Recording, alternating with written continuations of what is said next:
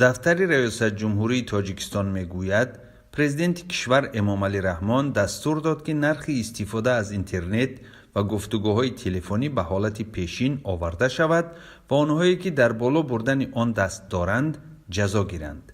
عبدالفتاح شریفزاده روز 23 اپریل در صحبت با رادیو آزادی گفت در جلسه اخیر پرزیدنت کشور گفته است که از ناراضگی مردم آگاه گشته است و امر داده است که قیمت استفاده از اینترنت به حالت پیشین آورده شود.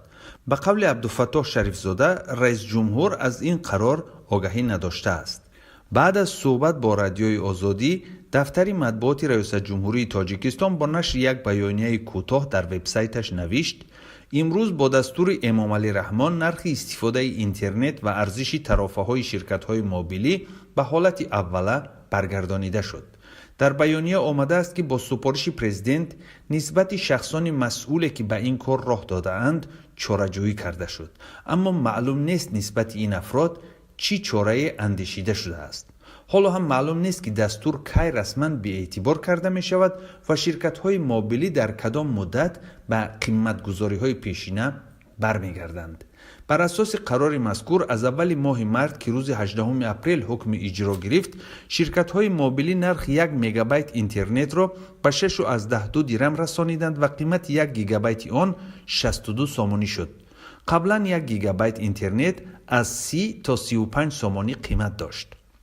مخالفین قرار بالا بردن نرخ اینترنت می گفتند بیش از 1 میلیون اهالی تاجیکستان در خارج کار و اقامت می کنند و یگانه وسیله ارتباط آنها با والدان یا زن و فرزند آنها با مهاجران اینترنت و وسیله های ارتباطی به مثل وایبر و ایما و واتساپ است.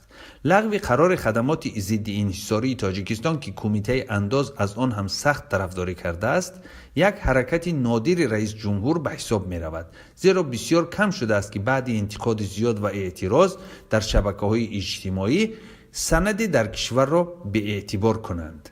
اعتراض و شکایتی که بعد نشر این قرار در شبکه‌های اجتماعی به وجود آمد در تاجیکستان بسیار کم به نظر می رسد. کار به حدی رسید که گروه از فعالان مراجعتنامه را به نام رئیس جمهور آماده کردند و در یکی از محله‌های مرکزی دوشنبه جمع آمده از مردم امضا طلب کردند.